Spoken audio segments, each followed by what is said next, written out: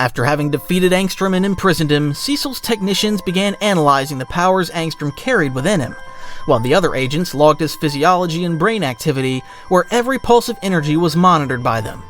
Goku walked away from the containment area, hands behind his head, relaxed yet thoughtful, until he noticed a familiar figure leaning against a nearby wall. It was Nolan, who remained on alert to watch the Viltrumite Goku had defeated, since it was important to keep her at bay. The two exchanged a greeting with a nod. "Wow, I didn't expect to find you here.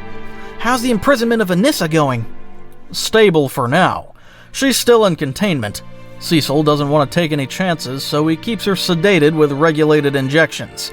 I think they still don't know whether to wake her up or not." Having said that, Nolan observed Goku intently for a few seconds, then lowered his gaze. "By the way, I need to ask you a favor." "A favor?"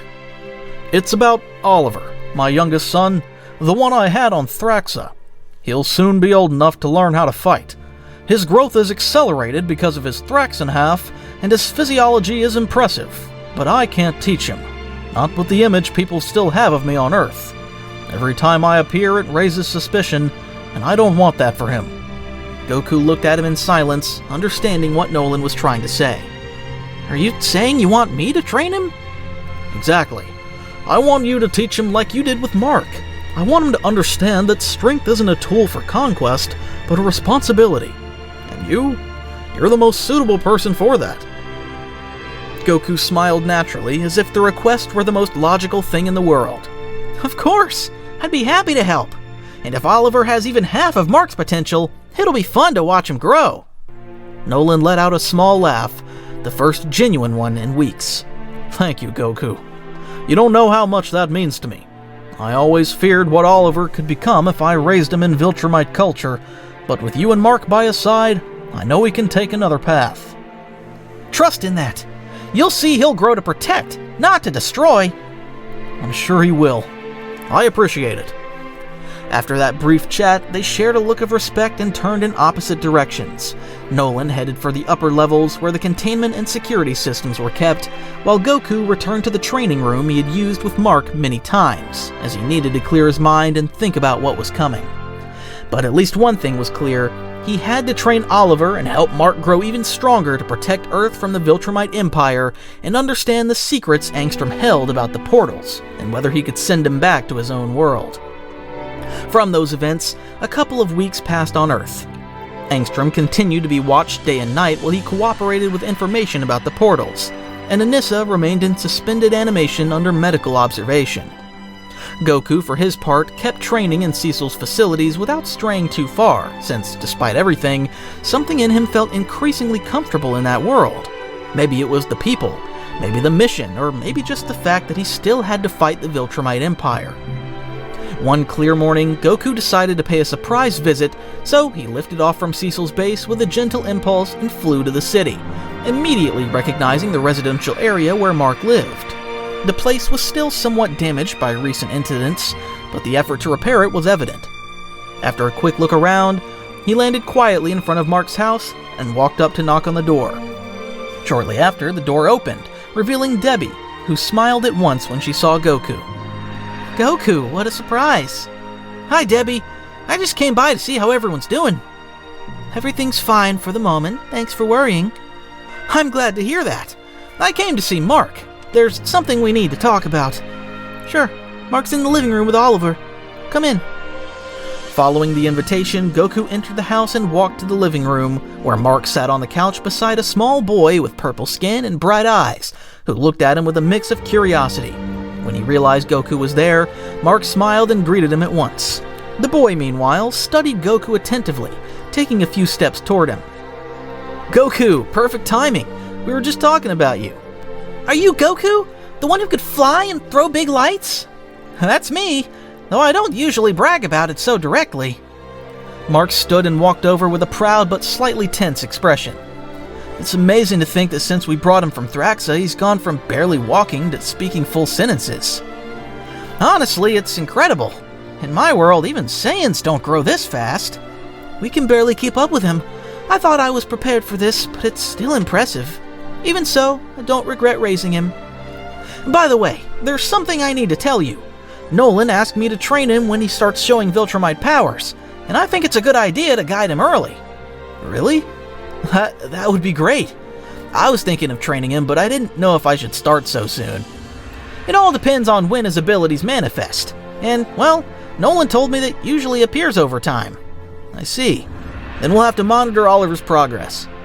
While Goku finished explaining the idea to Mark, Oliver spotted a bird through the window and, without warning, stepped forward to reach it, causing his body to rise slowly as if it were the most natural thing in the world.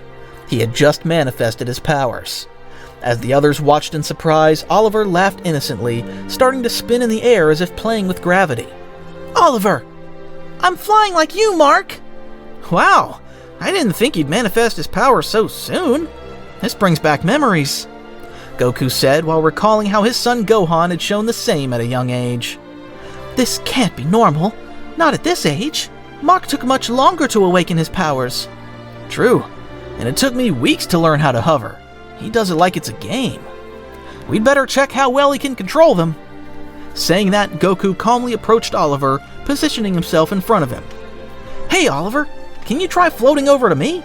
Or is it hard for you? Oliver looked at him curiously and, with clumsy precision, began to float slowly toward Goku, landing softly in front of him. Did I do it right? You did amazing, Oliver.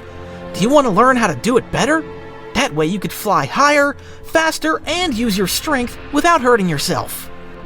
The boy nodded immediately, excited at the idea of learning to be like his brother Mark, who was a hero fighting the bad guys.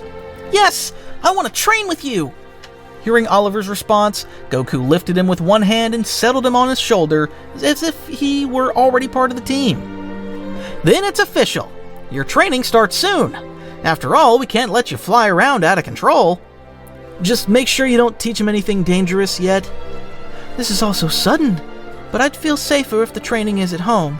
I don't think it's appropriate for him to go to Cecil's base just so they can take advantage of his powers. I want Oliver to have a normal life. Sure, that sounds like a good idea. I wouldn't want Oliver to stop enjoying his life either. Once the whole family agreed, Goku spent the following days frequently visiting Mark's house, keeping their training away from anything related to Cecil, just as Debbie had suggested. The best thing was for Oliver to learn in a familiar environment, where he could grow as a child and not as a weapon, so the training took place in the Graysons' backyard, which was ideal for flying safely and practicing basic techniques without drawing too much attention. During that period, Goku began teaching Oliver the principles of flight and balance so he would learn to land properly without hurting himself. During the first sessions, Oliver showed impressive quickness in learning, and his strength was astonishing for his age. Although he still struggled to measure it, he learned fast with Goku's corrections. Because of that, Goku decided to test him that day with a log he had brought for training. Alright, Oliver. When you hit that log, don't get too excited. It's not about destroying it, it's about knocking it down. I still find it hard, but I'll try. Having said that, Oliver looked at the log before him, clenched his fist with enthusiasm, and threw a direct punch. The impact shook the ground and split the log in half, sending splinters into the air. Oops. Goku, observing with arms crossed, burst out laughing. Well, it wasn't as bad as last time, but we're going to work on containing that a bit. Mark, who was nearby helping to clean up the remains, watched the process with a mix of amazement and pride. Although his life had become complicated with recent attacks and threats, training alongside his brother gave him a comforting sense of purpose. When I awakened my powers, I barely had time to learn how to use them. I guess this is how I would have liked to be taught. Anyway, you've progressed a lot, Mark. You're much stronger now, and it shows. Oliver learning quickly doesn't take away from your achievements. I know, but it's still impressive. Even with great potential, he needs polishing, so we'll keep training as needed. And then I'll be able to fly into space like Dad does? Someday, but first you have to learn to fly without crashing. Then I'll train harder. While they continued their training, Debbie watched from a distance with a mix of tenderness and concern. She knew Goku was noble and trustworthy, but it was still strange to see her little son using his powers at such a young age. However, seeing Goku laughing with Oliver and teaching him without shouting or pressuring him gradually eased her worries. Mark also began to feel less responsible for everything. In fact, during this time, he had managed to establish a relationship with Adam Eve, and now they spent more time together, both normally and in their hero work. Eve supported Mark in battles with her powers, while he handled powerful foes under Cecil's supervision, giving them more stability than ever. That same afternoon, as the sun started to set and Oliver lay on the grass catching his breath, Goku sat next to Mark, who drank water from a canteen. You know, I really enjoy feeling this peace so often. I'm glad to see you like this. You've been through a lot and had to fight hard to find this peace, even within yourself. Eve says I'll never stop diving headfirst into danger, but at least now I know I have something to come back for. Then you're doing things right.